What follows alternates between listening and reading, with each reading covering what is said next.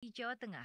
Menanggapi isu dugaan beras oplosan yang beredar secara nasional, kilang padi di KYL Aceh Besar hanya diberikan ongkos giling. Seluruh beras yang disimpan ke gudang Bulog telah melalui proses penggilingan dan belum ada praktik pengoplosan di kilang.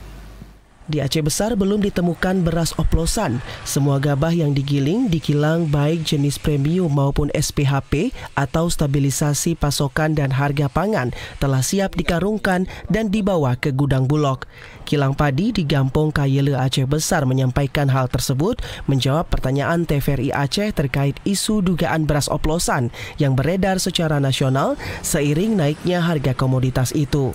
Ia menjelaskan, semua jenis gabah yang dipanen dibeli Bulog dan kilang padi hanya menerima ongkos kerja giling saja. Hal ini tentu membuat kemungkinan praktik oplosan hampir tidak ada di Aceh. Mending kami duduk aja daripada oplosan. Kalau tempat lain kenapa bisa terjadi, Bang? Itu kan kota besar. Enggak, artinya dia beli beras di di penggilingan di Bulog ya. Ya, di kilang padi beli beras di Bulog gitu. Kilang padi nggak bisa beli beras Bulog. Nah, karena Bulog keluar SPF. Ya itu sampai terjadi oplosan itu gimana ceritanya, Bang?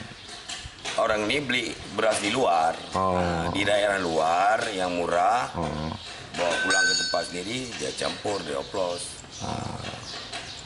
Bukan beras Bulognya dia oplos, beras dari penggilingan lain dia beli murah, karena orang ini punya sorter, bisa buat beras lebih mahal.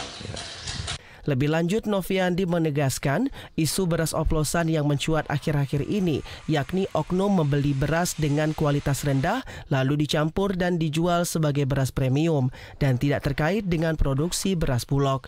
Untuk kasus secara nasional sudah diselidiki dari mana asalnya, tapi yang jelas bukan dari kilang ini. Dari Aceh Besar, Fajariana, TVRI Aceh melaporkan.